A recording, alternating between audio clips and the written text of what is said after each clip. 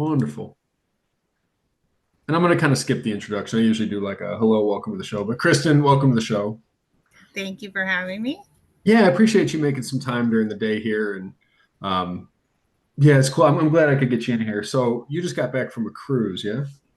I did my very first family ever vacation. No kidding. Yeah, my aunt is a very big cruise enthusiast, and when she learned I'd never been on one, she wanted to make it happen, and she did. So How was it? it was fantastic, actually. My family's a lot of fun. I've spent a lot of the last several years traveling, and I haven't connected with my family that much. And Yeah. they were a lot of fun. We're all adults and grown up now, and it's a Yeah. different perspective. So It's been probably, yeah, hanging out with them as kids is probably a little different. We're like, oh, let's see who we've all become. And yeah, yeah. exactly. Yeah, Um, so we'll get into all that because I saw you do like underwater photography, yeah? I do. It's my passion. Yeah, Oh, I want to get into that because that's something that like I would love to kind of get into at some point. You know what I mean? So yeah, we're gonna dig into that, but um, just straight up, the reason we're here. So, Kristen, you have small cell lung cancer. I do. Yeah. When did you get diagnosed? How long ago? I was officially diagnosed in January of this year. Whoa, so it was fast. Yeah, Yeah, I was having some symptoms in the like summerish of last year. I yeah. started pursuing some doctor's appointments, but it wasn't actually until January that I broke down and went to the ER, and that's when they discovered it. What kind of symptoms were you having? I had been having some shortness of breath, but I have a previous heart condition also. So I had been seeing the cardiologist, ironically. I had seen the cardiologist, I'd been to urgent care, and I had even seen my primary care, and none of them did a chest x ray. Because No kidding. I was having shortness of breath, but we all thought it was related to my heart. Do you have like And AFib or something? Or because I know like there's a lot of heart things that can lead to shortness of breath or lightheadedness and some of these things. so the short, weird version is about 22 years ago, I had a tumor on my heart, and they took it Oh, out and they put in bovine pericardium. okay. So I've heard about every cow joke you could possibly imagine. Oh, So no. the top part of my heart is like cow parts, and I Yeah. don't have a electrical system, a functioning. It's called a complete heart block, and Okay. so we thought the shortness of breath was related to that. Turns out it wasn't, but Interesting. I had yeah. two questions on that. So, do you have to take anti-rejection medication when you do something like that? I didn't, and wasn't. It's not an organ. It's like the lining of the cow's heart, Right. and they just basically they took my heart out and then they removed my parts and they put the lining, and it functions just like it. it yeah, Right. And 22 years ago, I mean, that had to be kind of it like, was a big I deal. mean, Yes. right, like groundbreaking at the time, you know what I mean? And Yep. probably, yeah, probably one of the first people to have something like that, I would imagine. Yeah, my doctor was like, I've never done this before, so Like, oh, good, that's but comforting. I mean, the Uh, prognosis really wasn't that good at the time either. So it's like, what you have to take the chance. And he's right. actually famous now for something. I don't know what, but something after me. But there's a video floating out there of everything, the whole, because I was in Georgia, there's a hospital, Emory Crawford Long. It's a teaching hospital. Okay. So I had like 15 doctors because they were all like, this is a pretty rare thing. Right. So yeah, Yeah, even just to it was come. a wild ride. I imagine so. I imagine, yeah, like they probably had the gallery, bunch of surgeons watching and film the whole thing. And, like if this is successful, this would be a great teaching instrument because this might be the future of, this kind of procedure here. So, I got and some pictures. So one day after my surgery, a doctor called and she was like, I was doing a lecture on you, and someone whoa, asked me how you were. And so I thought I would call, and I was like, you were? I want to see what you got. So she sent me like pictures and everything. And yeah, whoa. so it was pretty crazy at the time. Yeah. Yeah, I gotta imagine it was like, probably very scary for your family at the time. And I mean, all surgery's scary, but that sounds like significant. Yeah, Yeah. it was, especially given, like I said, they're like, we haven't done this before. And they said they don't usually find this till after the fact. And So Yeah. yeah, it's crazy, crazy time. Wow. Now that's fascinating. I love medical stuff like that. Yeah, in another life, maybe I was a doctor or something. Yeah. So you're a big friend of a lot of authors. So, you read a lot of books, you advocate for us. A lot of my kind of author circle of friends, we all know you through social media. Um, so just, I mean, just terrible kind of what's going on here. And I guess before I lose track of this, so you have a GoFundMe. We're going to add a link to that in the description here. Where is that money going to go?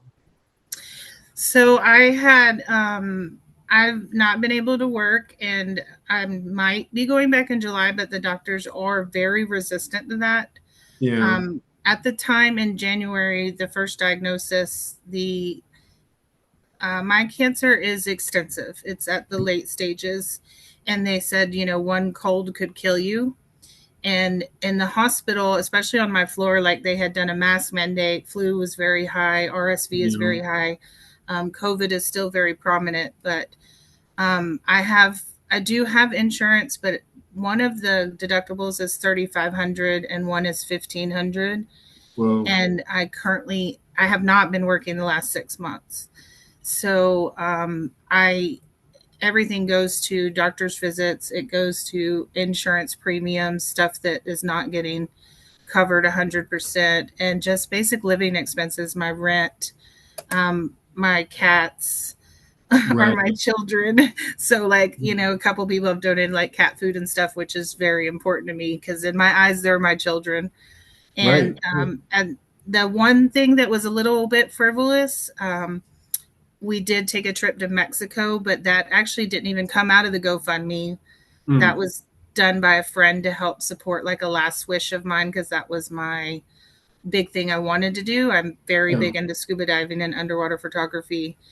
And so, but really it's just bills. I still have my car at the moment, thankfully. Yeah. It's been a little iffy some months, but that's like my last bit of independence I'm holding on to. So it's really that's what all the funds are going for. A couple books. Yes, I will admit I do still buy Yeah. books because I love reading and Yeah. supporting the authors and stuff. But yeah, that's where the money's been going. And Nikki has been really, really good about keeping the GoFundMe updated. You can follow along the whole journey. Yeah. She's very, very eloquent with her words and stuff. And she tells you all of it. So Yeah. No, and there's nothing, yeah. God, having to like face that and then also like, okay, like I'm in this situation, but there's even no time to think about it. There's rent, there's bills, there's the cats. It was like, so I mean, if you take a trip to Mexico, I mean, God bless you. That's what I'd be doing. I'd be like, you know what? I'm gonna see as much as I can and do as much as I can and have a laugh and get a little sunburn or something. yeah. That's what I'd be. Yeah. And then also you're doing a large book raffle. I am. That came about because several people had been asking me how to help, and I know that times are very tough for everyone. Yeah. I hate having to ask for help. This is the first time in my life I've not been able to support myself, Right. Right. and so it's really a struggle. But several people had come and they were like, "Why don't we do a not a raffle, but like a auction?"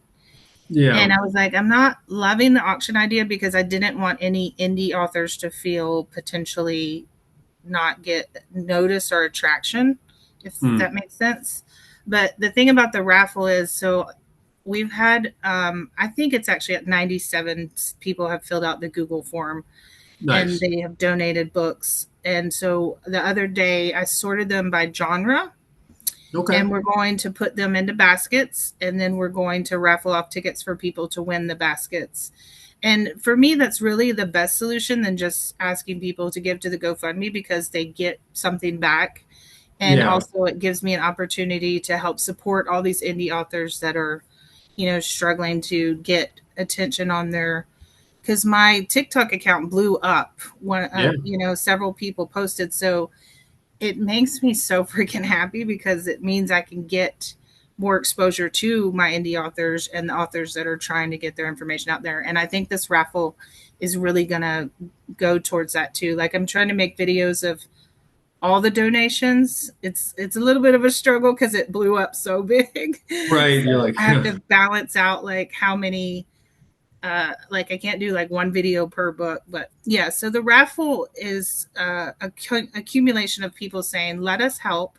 How can we help? But how can we also make it benefit other people and do something for a community that we love, which is books and book talk and indie authors and also published authors too. You know, right. I mean, whoever's interested in, like people who make art, people who love art, and, yes, let's get yes, together. I yeah, think it's a wonderful idea. I mean, there's been a lot of a sense of community around your raffle, right? Between the readers and the authors all sharing it with one another, reposting. I mean, like a donation thing is like you donate the money, you get the little online receipt, and it's over. But this has been like an ongoing community collaboration, which, I mean, I think I've even met some new authors kind of through this whole thing, and it's cool. It's a wonderful idea, I think. yeah. I agree, and I mean, it blew up so fast, and I'm like, well, I love that. Obviously, it's going to help the GoFundMe, but I'm so Yeah. excited to get these books into people's hands and share. That's what I love more than anything. Like my hobbies are scuba diving and reading, and I just love being able to share good books with people. So Yeah. getting to show all this love for, growing up being a book nerd was like it was a nerdy thing. So the fact that Yeah. it's coming like full circle in my life right now is it's amazing. It really is. The book talk community has really, really stepped up and been just incredible. Yeah, it's an amazingly supportive. I almost quit a couple of years ago. Like I wasn't on TikTok, and you're just relying on Instagram and Facebook, and I was like, God, this whole thing is dead in the water. And there was no community or anything. But TikTok, like I don't know. I mean, it's like I've met a lot of genuinely just really nice people, like really cool authors who are inspiring me, like really supportive readers, and I'm like, God, this is wonderful. And I had the sense that this is what people really want to do. Like if Mm-hmm. the algorithms were honest, this is what people would be doing. Like, people who love books be talking to people who write books, and people who write books be talking to other people who write books, and we'd be all kind of working together, and it would be this cool kind of community that's spread all over the world. And um, TikTok's the only place I found that, but it's a wonderful thing. You did get yourself in the creator program. I did, yeah. A couple of friends came together and posted to try to grow my account, and it hasn't really done anything yet, but I'm still hopeful. It's a step in the right Right. direction. Do they Yeah. rely on like you do the TikTok shop, or like I don't even know how, because I'm not in it, so I don't know exactly how it works. But just I So guess. yeah, you have to have 10,000 followers, and then your video has to get. In order to get accepted, you have to have 10,000 followers and 100,000 views over the course of 30 days. Okay. And then once you do that and you get accepted, your video, if people watch it for if a minute longer and they watch it all the way to the end, you Hmm. get credit for it, but it has to come from the FYP, your views. Interesting. Yeah. So, like most of my videos have been ineligible so far. Yeah. So Oh. there's been one or two that have popped off, but mostly they've been because it has to be. So when you get on the FYP and then people engage and then they watch it, it continues to push it out, and then Hmm. everything that you get for that, that's how you get paid. So Yeah.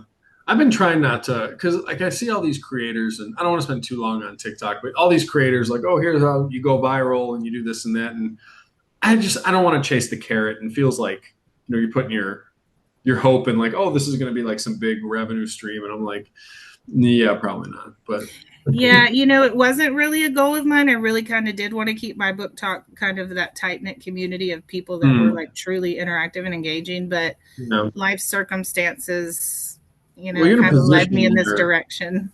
well, it's Yeah, like if you can't work but you need money coming in the door, you're like, okay, what can we do with what we have? And so I would exactly. have done exactly the same thing, but I just feel like so many people are getting into the creator program that like they probably keep changing the rules and the goalposts, and it's not just a matter of having 10,000 plus people. It's like, well, it's got to be on a Tuesday between 3 and 5, and you're like, okay. I don't think Um, any of us actually knows how to do any of it. We just post and go with it. That's what I do. maybe, yeah, maybe they send you a check later or something. Yeah. Um, what I really want to talk to you about more than anything is, I guess, just perspective at this point. So, like, I get sometimes life gets the best of me. I'll be the first to admit that. But then I'm like, okay, you know what? Like, I'm healthy. I can change whatever circumstance I'm in. Like, I really have nothing to complain about. Like, and it's so easy to kind of get lost and lose perspective. So, like, have you had any kind of notable shift in kind of perspective or like what matters or like I don't know any insights you can offer? You know what I mean? Yeah, I actually was talking, funnily enough, to Nikki about this last night because she was. Yeah, Yesterday was kind of a rough day, but she was like, "You, I fortunately am one of those people that I will get down a little bit, but I usually bounce back pretty quickly because I really just love spreading positivity." yeah, And then someone asked me a question recently about how I feel like my life has changed, and is did I what was the question? Did I miss the old me or something? And I was like, absolutely not, because the old me was very like quiet and introverted. hmm, And this has brought so many amazing people into my scope of my life that it's just been outstanding. But sorry, I totally just lost my train of thought. no, no, it's good. I do kind of live by the policy of when I get down, like you just said, is there are people that have it worse than me. And even with my circumstances, I still feel there are people that have it worse than me. And I am so grateful for just everything that's happening. That's really my perspective of every day a new blessing comes my way. And I just cannot help but be anything but grateful for what's happening. That's wonderful. I feel like life is a precious gift, but it's so easy to lose sight of that with just like the bills, the obligations. I have to imagine that first video you made where you kind of announced, like, hey, I'm in this situation, I have cancer. That probably had to be a very, very strange, difficult, awkward feeling. Like, okay, I'm going to put this out there for everybody. Like, what was that like? Um, actually, I did it in the hospital when I found out, a couple of days after, when I had tried to like process, because I hate crying on camera. I just hate it. But Yeah. and it I think I was still in a state of denial, even though I knew it, because so I am a nurse, and also Hmm. here we have this thing called my chart. So you can see the results pretty much instantaneous. So I knew Yeah. before the doctors told me, but I was like, I'm not going to make my channel about this, and I don't want this to become like a depressing place and blah blah blah. So many people, Froze for a second. so it's become a little bit more about that. But the first one I think really was just kind of a shock statement, like, yes, this is what's happening if I disappear, just so you know what's going on, just to reach Right. my friends. And then it just blew up from there. So Yeah, like if you just like suddenly aren't making videos and people are like, hey, what's up with that? Be like some kind of I'd have to imagine like talking it out probably helps with the whole because I mean that's big news to receive. Like I don't really know how you receive news like that. You're like, okay, what does that mean? yeah. So saying it out loud has to help, I would imagine. Well, I mean, you could see it right away as soon as she put the X-ray on the board. Me and my best friend, she's also a nurse, and we're like, "Oh, that's bad. That's very bad." So, yeah, but I, I don't. I thankfully, I think I'm very optimistic and positive, and so even saying it out loud, I don't know. Some days reality doesn't really set in, and some days, like yesterday, it's like, holy crap, I'm actually dying. It's a weird balance of when your brain decides to be like, don't forget this is happening. So Right. And then also like what do you do with that news, right? You're like, okay, well, I'm in this situation, like what should I be doing right now? yeah, Um, I had a lot of days where I felt pressured to be doing something, and then I would accomplish nothing because I'm like, I feel like I have so.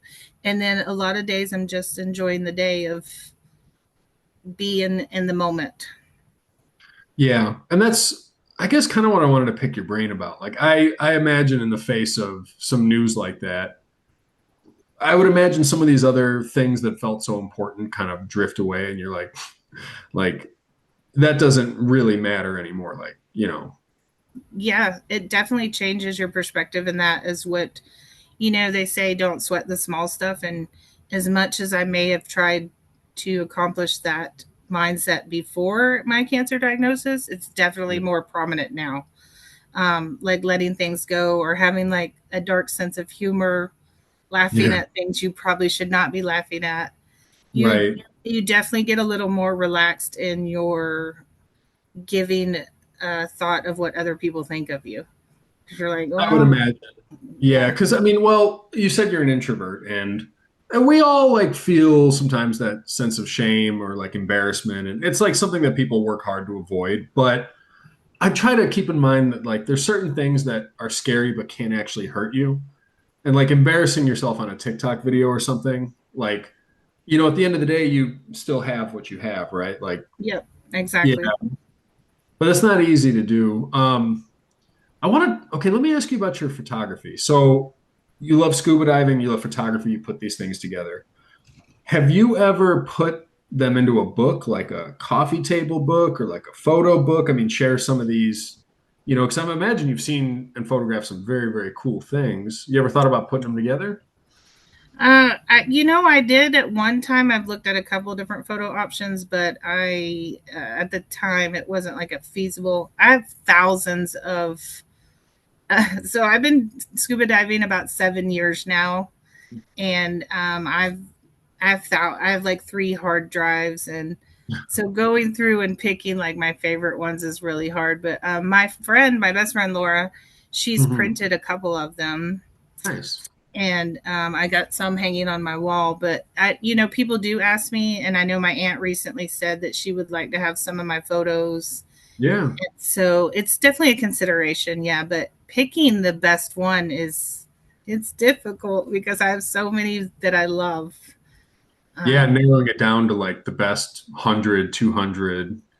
But I mean, I think that'd be an amazing thing to share because, like, that's something most people are never going to see, right? Like, most people aren't going to get certified in scuba diving and buy the camera, or even if they, have one or the other, like, there's only a few people who have really, like, put the two together. So I feel like that yeah, would be a cool thing to share. yeah. I had to sell my camera, and it it Oh, almost it was not a good day that day. no, that So would, that would it was hurt. it was a difficult day, but it went to a very nice gentleman who was getting ready.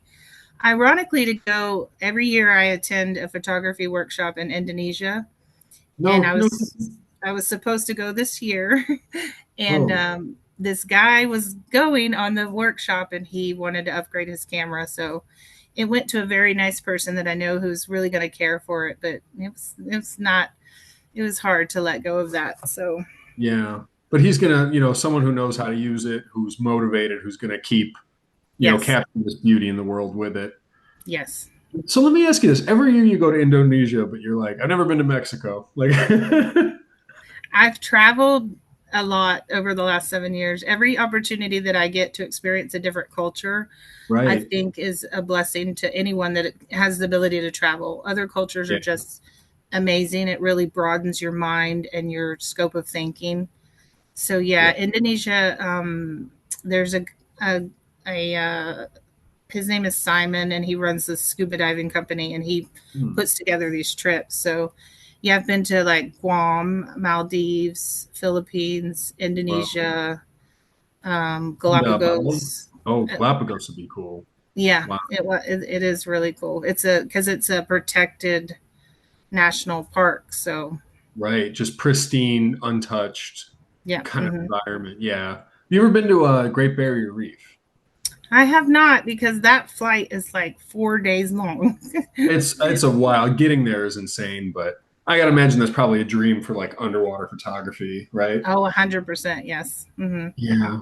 God, I would love to see some of those photos. So, I mean, if any of your, your best friend Laura or your aunt, if someone takes it upon themselves to like go through the photos and pick some, I mean, I would love to see some of that because God, I want to travel everywhere, but I feel like my hands are tied a little bit. You know what I mean? And I Yeah, think that's a perception that we kind of all get wrong, right? Like if you're really motivated, you can do whatever you want. But God, and there's so much beauty in this world, so many incredible places, and um, oh, I'm like someday, but it's like, and then I'm getting older all the time. I'm like, Yeah, okay. you got to start doing it now. Don't wait for someday because you never know what's going to happen. That's Yeah, one well, thing you definitely should.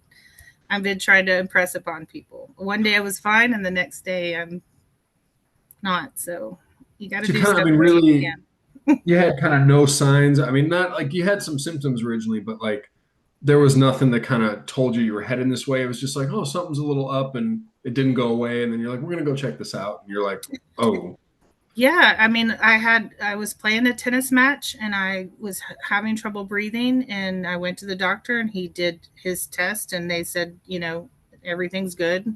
And then a couple days before, I wasn't feeling great, but I woke up and I started having this severe pain in my side.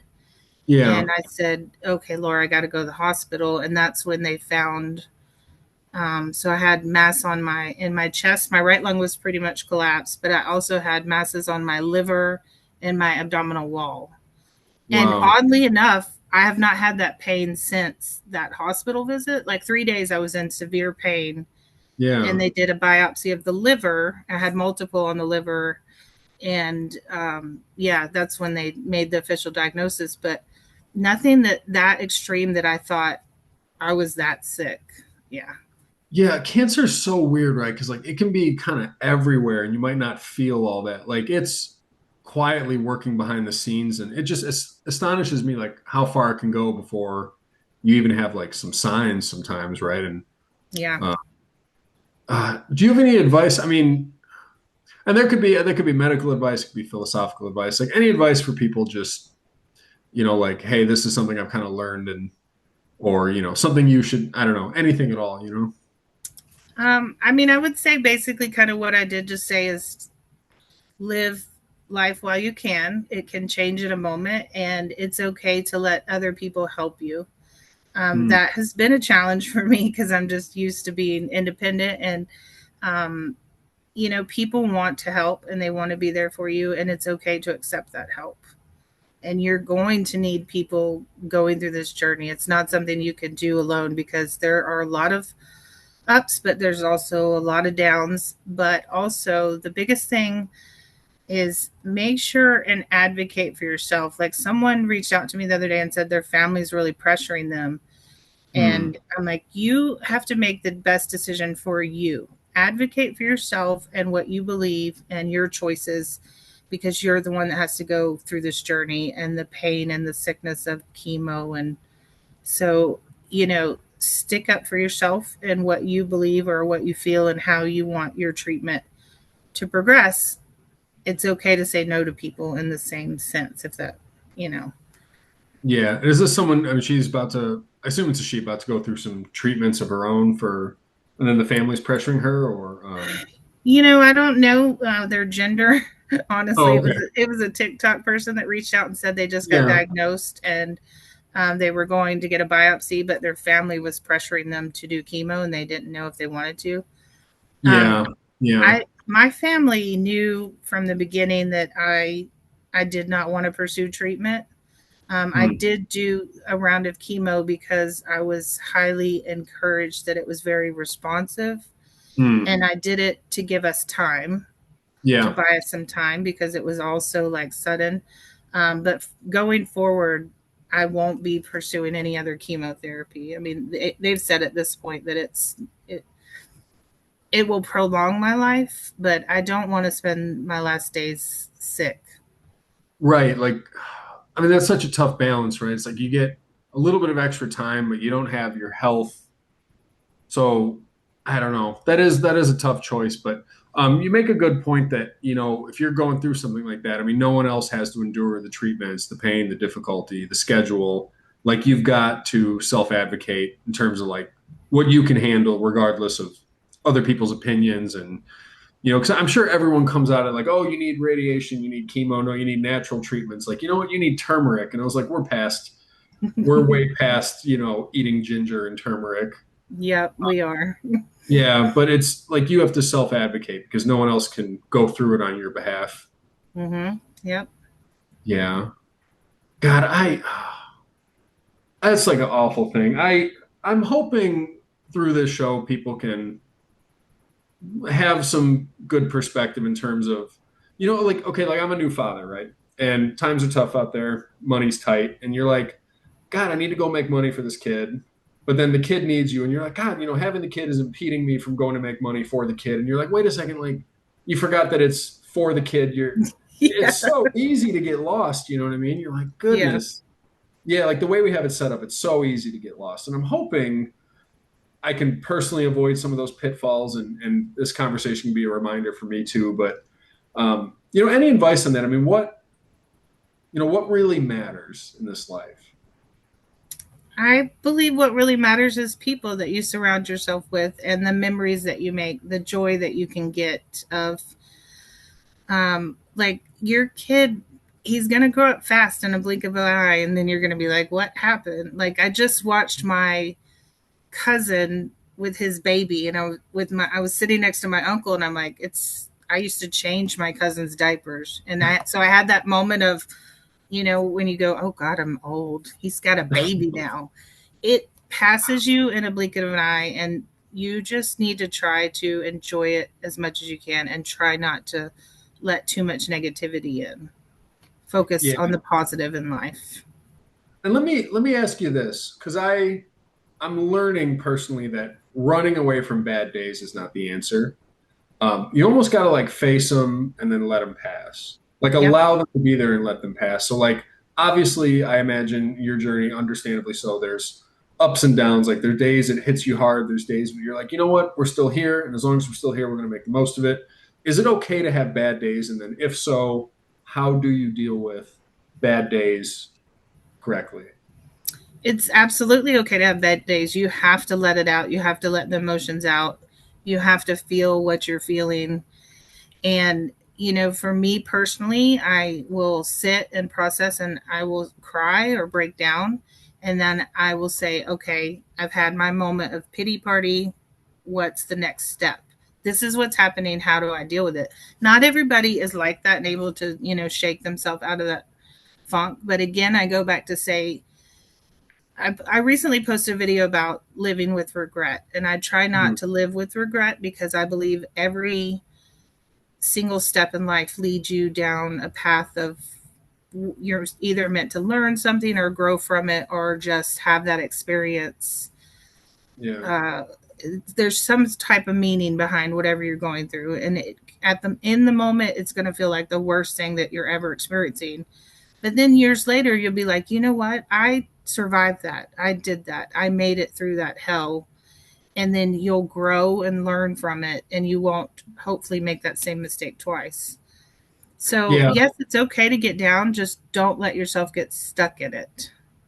Right. Don't linger there too long. And I do think allowing yourself to cry, talk it out, because I feel like our whole society is we teach people to avoid everything uncomfortable, Mm-hmm. and I feel like that's at our peril. Like if you turn around and look at the paper tiger, it's kind of not as scary as like when you keep ignoring it and you turn it into a bigger monster than it is. But like just allowing yourself to feel, and I mean any feeling, even the discomfort. I mean, it is a sign that you are alive. Like you are here, you're feeling things, you are still part of this. Um, yeah, yeah. And I try. I mean, I got avoidant behavior. Like my instinct is to if I'm feeling sad, it's I try to become angry because like Oh, at least angry you're motivated, right? Like we can keep pushing, but I'm bad at sadness, so that's one. But it's okay, to feel how you're feeling. I actually, I had posted a video about this too. I, I grew up with a mother that it wasn't okay to cry. It's like Mm, crying is a weakness, and mm, it's like suck it up, pull up your big girl panties and deal with it.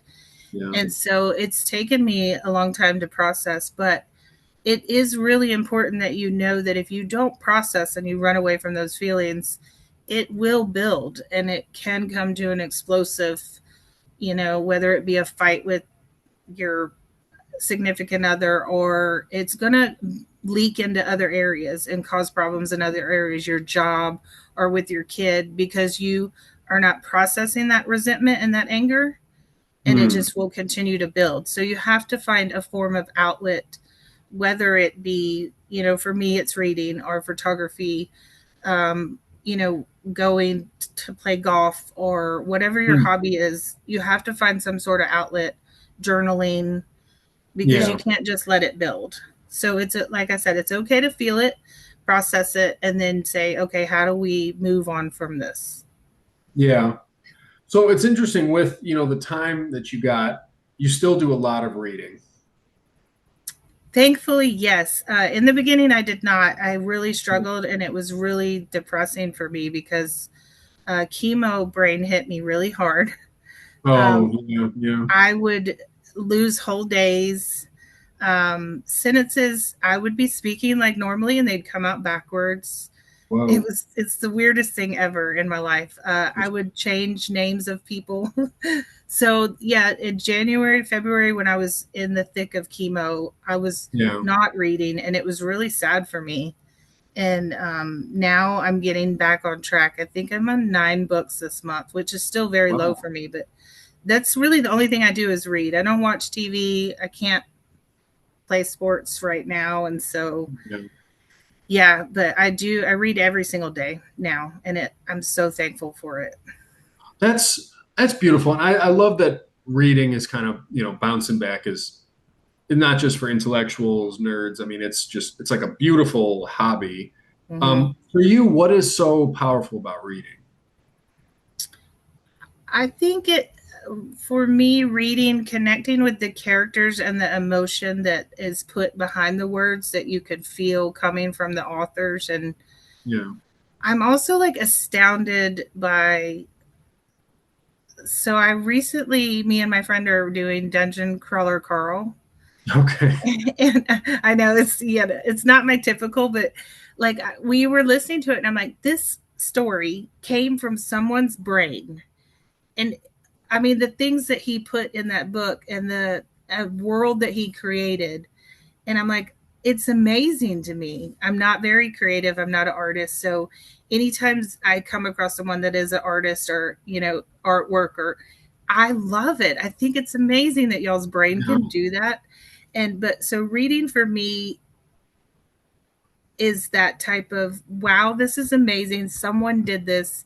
It came from someone's brain and they wrote it so that I could be in this world, in this environment, and get lost, as they say, get lost in a book. It is magic. I mean, it's just words. I mean, it's combinations of symbols, and somehow it paints entire worlds in someone else's brain. I mean, it is magical. Like if Yeah. you didn't know how to read and you saw someone like, God, he's got this secret power. He can look at a piece of paper and know things. Like, Yeah. um, hey, I know Zoom is going to kick us out in less than a minute. When it's less than a minute, it doesn't tell me exactly when, so it happens suddenly. But you are Kristen's Corner on social media. I'm going to put all of your links in the description, also the GoFundMe. And I am grateful you came on the show today. It was wonderful getting to really speak with you a little bit. Yes. Thank you for having me. I really appreciate it. Yeah, of course. And then keep me posted on the raffle. Any authors listening, send her a message, send me a message. Let's get you in on this too. Yes. Have a good Cool. day. You too. Thank you, Kristen. Bye. Bye bye.